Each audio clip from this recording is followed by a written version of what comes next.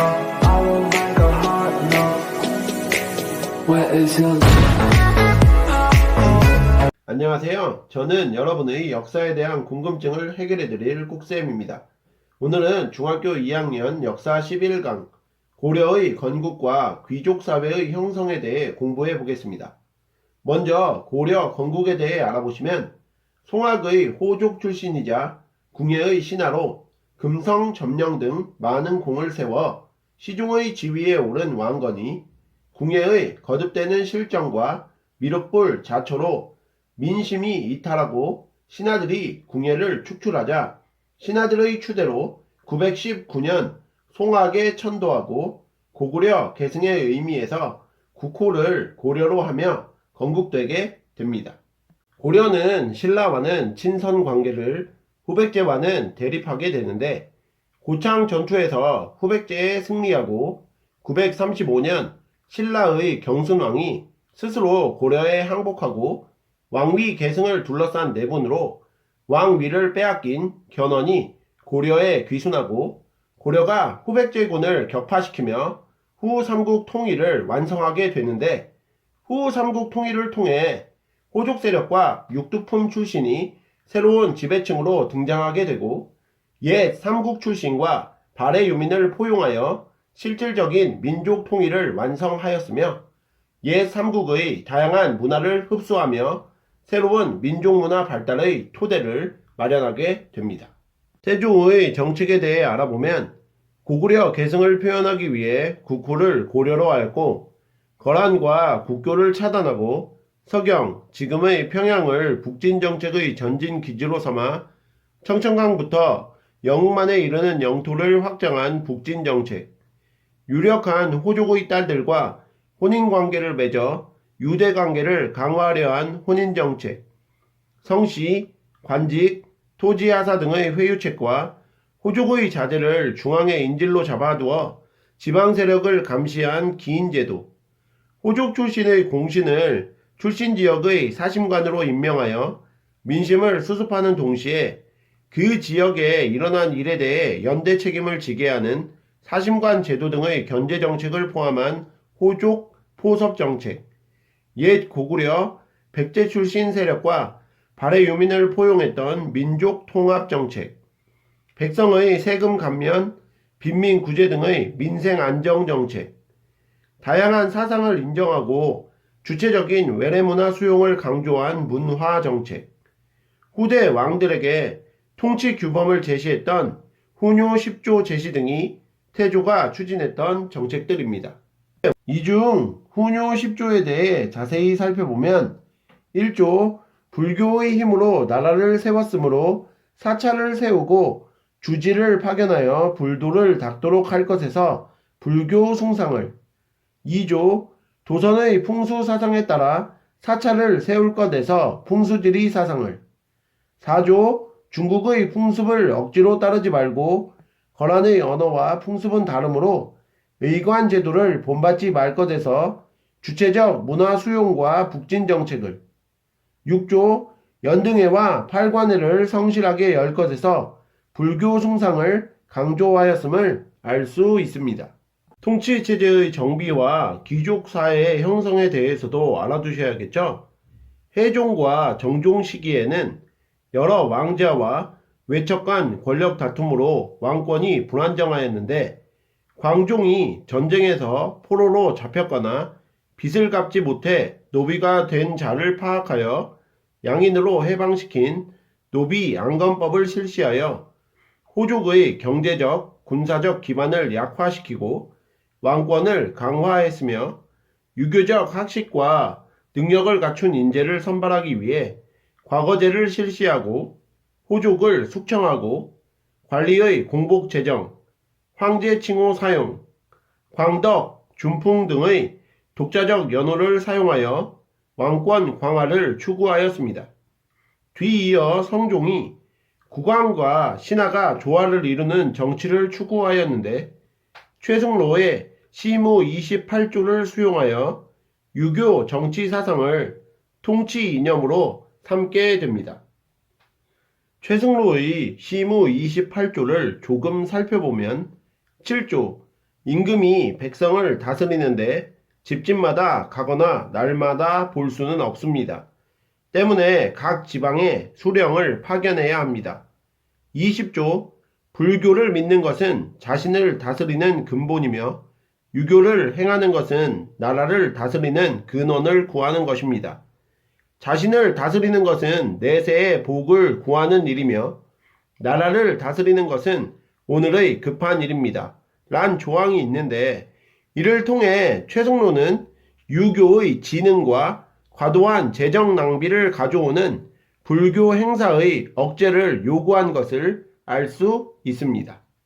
고려의 통치체제의 정비에 대해 알아보면 중앙정치조직은 당의 삼성육부와 송의 제도를 받아들여 고려의 실정에 맞게 이성육부로 운영되었는데 이성 중 중서문화성은 최고 관서로 국가정책을 건의하고 결정했으며 상서성은 육부를 관할하고 정책을 집행하였고 육부는 이부, 병부, 호부, 형부, 예부, 공부로 구성되었습니다.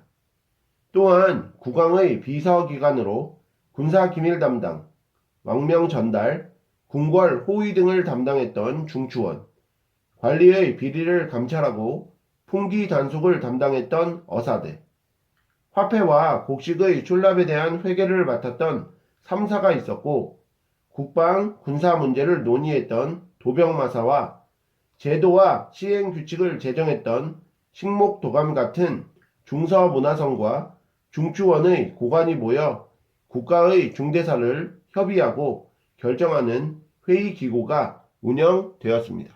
고려의 지방행정조직은 5도 양계로 구성되었는데 고려 초 호족들이 지배권을 행사하던 것이 성종 때 12목 설치를 거쳐 현종 때 그 틀이 완성됩니다. 5도는 일반 행정구역으로 안찰사를 파견하였고 도 아래 주, 군, 현을 설치했으며 양계는 군사행정구역으로 북계와 동계가 있었고 병마사가 파견되었습니다.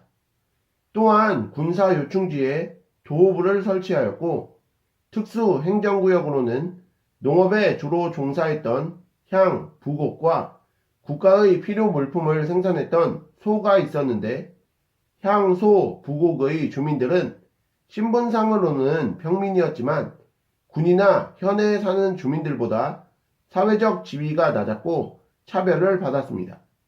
이에 덧붙여 지방관이 파견되었던 주현보다 지방관이 파견되지 않았던 속현이 많았고 중소 호족 출신으로 조세와 곡물 징수 등을 담당했던 향리가 지방행정의 실무를 담당했었다는 점까지 기억하시면 좋겠습니다. 고려의 군사제도도 살펴보시면 궁궐과 왕실 수비를 담당했던 이군과 개경과 국경지역 방어를 담당했던 유기가 중앙군을, 오도의 치안 업무와 자벽을 담당했던 주연군과 양계 등 국경 방어를 담당했던 주진군이 지방군을 구성했고 개경에 국자감, 지방에 향교를 설치하여 교육을 실시하였습니다. 고려의 관리 등용제도는 과거제, 음서제 크게 두 가지가 있었는데 그중 먼저 과거제를 알아보면 문학적 능력, 정책시험을 평가했던 제술과 유교 경전에 대한 이해 능력 시험이었던 명경과 등의 시험을 통해 문관을 선발했던 문과, 법률, 회계, 지리, 의학 등 실용기술학 시험을 통해 기술관을 선발했던 작과, 승려를 선발했던 승과 등의 제도가 운영되었는데 무과는 시행하지 않고 무예나 신체 조건이 뛰어난 사람을 따로 뽑아 무관으로 채용했다는 점 꼭 체크하세요. 음서제는 왕족과 공신의 후손, 5품 이상의 고위 관료의 자제를 시험 없이 관리로 채용한 것을 말하는데 이를 통해 고려 관료체제의 귀족적 특징을 알 수 있습니다. 마지막으로 토지제도를 보시면 관리를 18등급으로 나누어 등급에 따라 농토인 전지와 임야인 시지를 지급하였고 토지에서 나오는 수확물의 일부를 세금으로 받을 수 있는 권리인 수조권만 인정되고 관직에서 물러나면 국가에 반납했던 전식과 제도와 5품 이상 고위 관료에게 지급되었고 자손에게 세습이 가능했던 공음전이 있었습니다. 그럼 오늘 배우신 내용을 바탕으로 문제 풀어보겠습니다. 1번 다음 중 태조의 북진 정책을 알 수 있는 조항을 두 가지 고르면 이라는 문제인데요. 1조 불교의 힘으로 나라를 세웠으므로 사찰을 세우고 주지를 파견하여 불도를 닦도록 할 것. 2조 조선의 풍수 사상에 따라 사찰을 세울 것. 4조 중국의 풍습을 억지로 따르지 말고 거란의 언어와 풍습은 다르므로 의관 제도를 본받지 말 것. 5조 서경을 중요시할 것. 6조 연등해와 팔관해를 성실히 할 것. 자, 제시된 지문은 태조가 후대의 왕들에게 남긴 후뇨 10조에 대한 내용입니다. 1조는 불교 숭상에 관한 내용이고 2조는 풍수지리 사상을 중시하는 내용, 4조는 북진정책과 주체적 문화 수용에 대한 내용, 5조는 북진정책에 관한 내용, 6조는 불교 숭상에 관한 내용이므로 1번 문제의 정답은 4조와 5조가 되겠습니다. 2번과 3번 문제도 풀어볼게요. 다음 글을 읽고 물음에 답하시오. 기역을 믿는 것은 자신을 다스리는 근본이며 니은을 행하는 것은 나라를 다스리는 근원을 구하는 것입니다. 자신을 다스리는 것은 내세의 복을 구하는 일이며 나라를 다스리는 것은 오늘의 급한 일입니다. 시무 28조. 2번 위 기역 니은에 들어갈 말을 옳게 연결한 것은? 이라는 문제인데요. 자, 최승로는 성종에게 시무 28조를 제시하여 유교의 진흥과 과도한 재정 낭비를 일으키는 불교 행사의 억제를 요구하게 되는데요. 그러므로 기역에는 불교, 니은에는 유교가 들어가야 맞는 표현이 되므로 2번 문제의 정답은 2번이 되겠습니다. 3번 문제도 보시면 위 내용을 받아들여 성종이 실시한 정책으로 가장 적절한 것은? 이라는 문제인데요. 1번 국가적 차원에서 불교를 보호하였다. 자, 시무 28조는 불교보다는 유교의 진흥을 목적으로 하므로 1번은 틀렸고요. 2번 연등해와 팔관해를 지속적으로 개최하였다. 자, 시무 28조를 주장하면서 하는 내용은 과도한 재정 낭비를 일으키는 불교 행사의 억제를 요구했었으므로 2번도 틀린 표현이고요. 3번 서경을 전진기지로 삼고 북진 정책을 펼쳤다. 자, 이 내용은 위에 나오는 유교와 불교의 내용과는 거리가 있으므로 3번도 정답이 아니고요. 4번 유교 정치 사상을 통치의 근본 이념으로 삼았다. 이것이 정답이 되겠습니다. 5번 호족 세력의 포섭을 위해 혼인 정책을 실시하였다. 이것도 위에 나오는 시무 28조의 내용과는 거리가 있으므로 정답이 될 수 없겠습니다. 4번 문제도 풀어볼게요.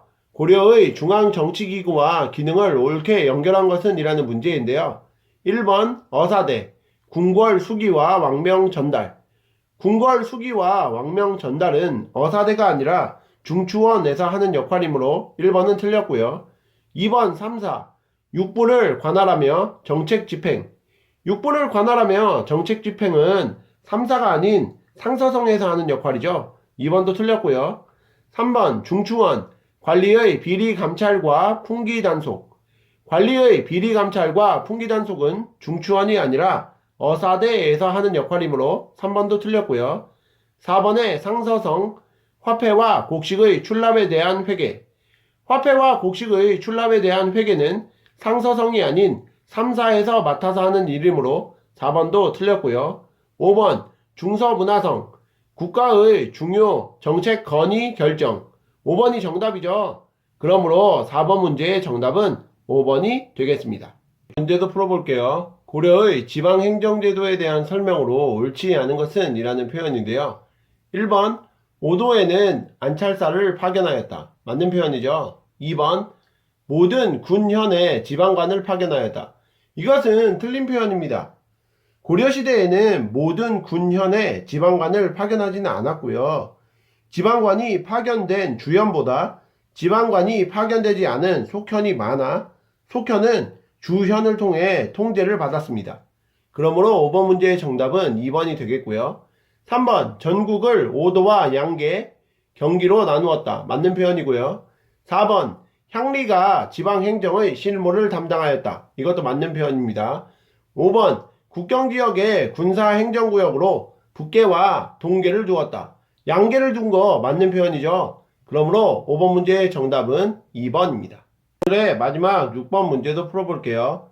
다음에서 설명하는 제도는 이라는 문제인데요.